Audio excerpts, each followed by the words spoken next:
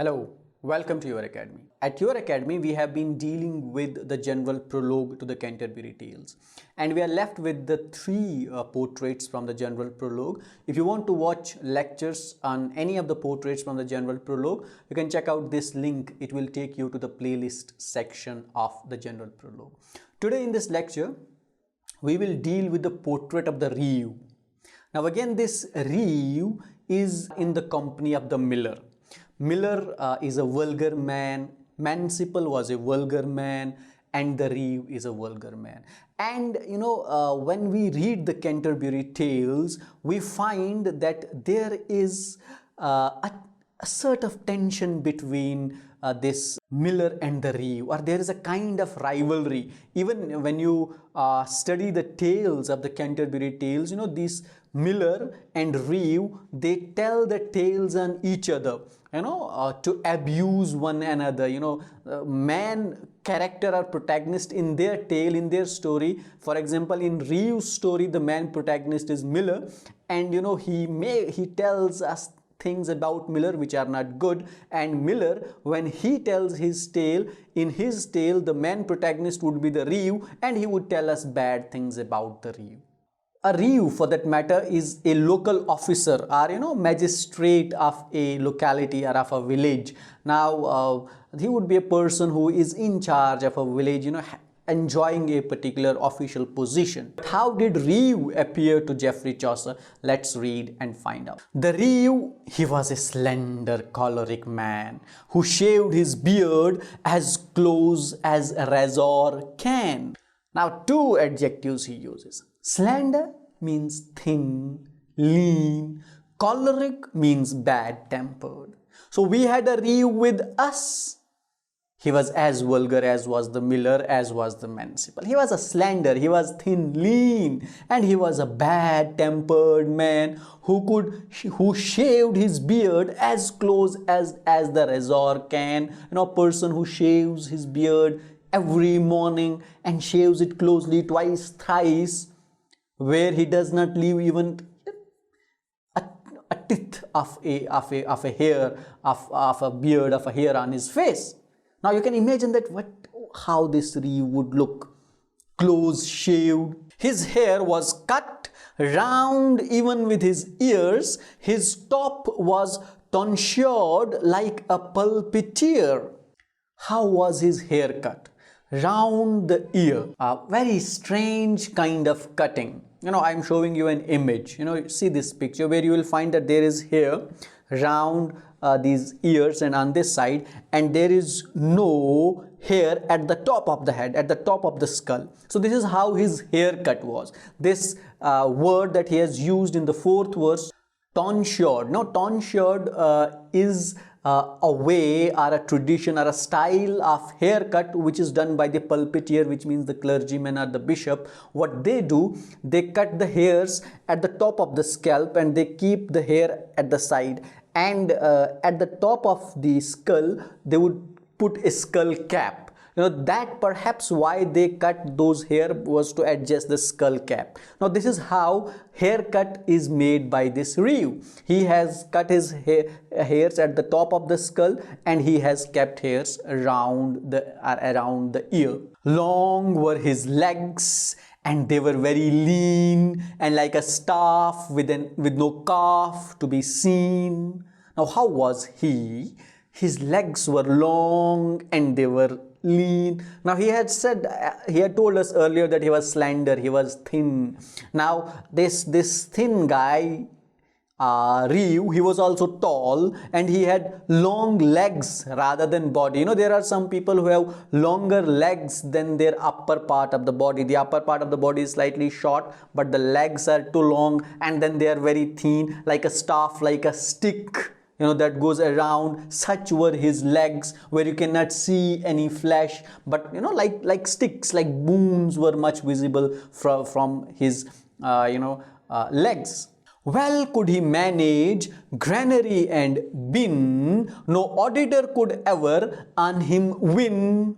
Granary and bin, these are the words. Now since he is Manciple, he is a local official, he is again corrupt. Most of these people are presented to us by Geoffrey Chaucer as corrupt. Manciple was corrupt, he is also corrupt. Now he can gather the granary, the food, whatever is required, and no auditor. Now auditor would mean here a person who audits, who sees the transactions, the financial transactions where they have been carried out rightfully or wrongfully. He carried them out wrongfully. He made profit for himself, but no auditor ever caught him in his wrongdoings. He was as skillful in the financial transactions as was the Manciple in the earlier character. He could foretell by drought and by the rain the yielding of his seed and of his grain. Now in these verses he deals with the ability of the Reeve to foretell that how much seeds or grain he could get out of the crops, out of how much he can yield, how much profit he can get out of yield by drought and by the rain. Say for example, if there is no rainfall, so his guess would be that in this season or in this year there won't be good crops or good yielding from the crops. But if the rainfall is good, moderate, he can have better yielding. Or if there are floods, so again there would be a problem. So here Geoffrey Chaucer tells us about his foretelling. Now there is another person who has got the ability to foretell in the General Prologue, and he is physician, though his foretelling is slightly different. He foretells or forecasts about the diseases and the deaths and the health of his patients, but he would foretell about the grains or about how about the droughts and about other things. And there is another person who can tell these things in the General Prologue, and he is Cook. Cook also has got the ability to forecast or foretell, particularly in the manners of the food, in the manners of the grains. His lord's sheep and his oxen and his dairy, his swine and horses, all his stores, his poultry were wholly in the steward's managing. His lords, now he is a local official who works for someone. Now again, let me tell you that why you find always these people, Manciple working under his master, Reeve working under his master, is because we are having a feudal society where lords would be only few, those who are of the upper class, and these working class people, whoever they are, they work under their officers. Now what this Reeve would look after, he looks after the oxen, he looks after the dairy, he looks after all the wealth, sheep, horses, swine, whatever they be. He looks after them, which are of his master. And everything of his master was completely in charge of this steward, were in charge of this Reeve, were in charge of this official. And he would make a good amount of profit from the wealth of his master. And by agreement he had made a reckoning, since his young lord of age was 20 years, yet no man ever found him in arrears. And by agreement he had made the reckoning. Now he was very reckoned, he was very renowned kind of a person, and one of the reasons for this was that he had made an agreement with a young lord, and his honor was hardly 20 years of age. And that was perhaps one of the reasons that why he was able to escape or was able to keep the granary and the bin always without being caught, because his master was perhaps not that experienced and sharp as perhaps this Reeve was. And he was never in arrears. That would mean that nothing was left. Arrears are pending payments from the master, for that matter. But his master perhaps always gave him money in time, and there was nothing left behind. There was no agent, hind or herd, who would cheat, but he knew well his cunning and deceit. Hind and herd would be back and front. Now, there was no person in the shire around the locality of the river who would cheat upon this Reeve. He was skillful, he would cheat everyone, but no one would be able to cheat him. He was so clever and so deceitful, because him being deceitful, he knew all the deceit of the other people. So it was very difficult to cheat upon him, to deceive him, to do wrong on him, to steal, to snatch anything from this Reeve. They were afraid of him as of the death. His cottage was a good one on a heath. Everyone feared from this Reeve, because they thought that this Reeve would catch us. Nobody caught him, and his home, his lodgings were good. They were on a heath. Heath is an infertile piece of land which is slightly out of the locality or out of the inhabited area. There are few trees and other things, and we would say on the countryside, away from the city or from mostly inhabited areas. So there were the lodgings of this Reeve. By green trees shaded, and with his dwelling place much better than his lord could he purchase. And there were trees also around his house, and his estate was better than the estate of his master. He could purchase more than his master did. Why and how? Because he was a thief, he was a corrupt man, so he could take more undue profits from his master, and his master would always be at loss. But this Reeve was never at loss. He seemed more wealthier than the master.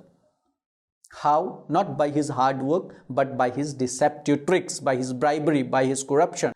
Right rich he was in his own private right, seeing he had pleased his lord by day or night. So he was right rich in his own way. He was rich. Why he was rich? Because he was able to please his master day and night, day or night. Now again, this pleasing is ironical. He pleased him, but his master is hardly 20 years of age, less experienced, and this is more skillful. He is exploiting his master. Now here you will find that in feudal society, what mostly used to happen was the master was exploiting the employees.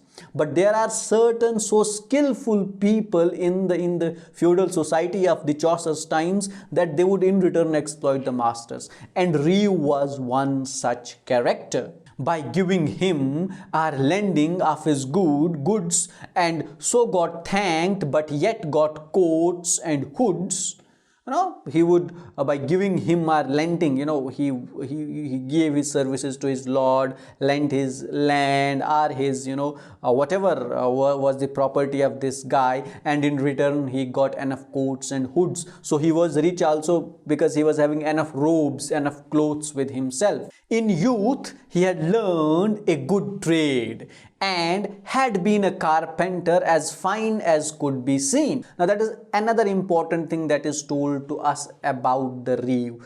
Before he was a Reeve, he was a carpenter. During his youth, in his youth days, he was a carpenter, and he was a good carpenter, as good as he can be. He was a skillful carpenter also. He is a skillful Reeve also, but he is now a more skillful corrupt person also. This steward sat a horse that well could trot, and was all dapple grey, and was named Scott. Now his horse was named Scott. He had a horse. He could sit on a horse and run the horse very fast. Trot means to make a horse run fast while one is riding, and the color of his horse was grey, and the name of his horse was Scott. Now remember, there are not many characters whose name of the horse is being told to us by Geoffrey Chaucer, but he tells us the name of the horse of the Reeve. A long surcoat of blue did he parade, and at his side he bore a rusty blade. Now he was wearing a surcoat, a long coat, or an overcoat which was a blue in color, and he was also carrying a rusty blade with him. Now he is perhaps the first character who is having a blade, a sword, a blade, a knife with him, a buckler with him, but that is not good. We would say that is not sharp, but is blunt. The other character who is not carrying anything was parson and plowman. They were not carrying weapons with them, and he is carrying, but they are blunt, they are rusty. Of Norfolk was this Reeve, of whom I tell, for near a town that men can call Bades well. Now he tells us about the locality or area where this Reeve belonged. He belonged in the Badeswell area of Norfolk. Now in Norfolk lies the Badeswell, so he was from the Badeswell. So the Reeve that I am telling you about, that the character that I have told you of the Reeve, he belongs to the Badeswell, who falls in the Norfolk.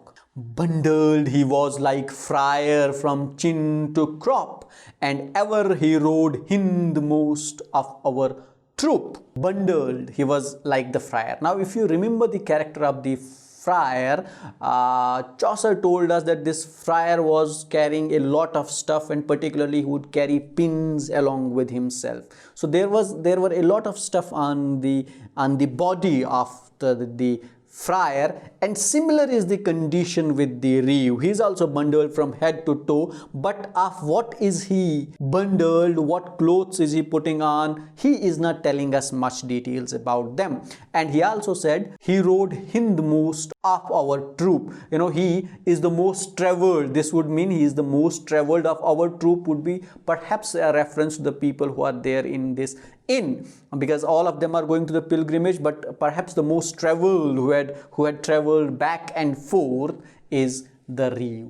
Now that was the portrait of the Reeve. Now again, this portrait of the Reeve, we are not told a lot about other things related to these characters, but what is the focus in the characterization of the Reeve is upon his skill as a man who can exploit his master. Manciple was also such. Miller was absolutely different, you know, having no head and tail, but this character is as skillful as Manciple, and both these characters exploit their masters, and they are more rich than their masters are because of the corrupt nature of them, because of the ability to be corrupt or ability to deceive their masters. That is all we have at your academy for today. We dealt with the portrait of the Reeve.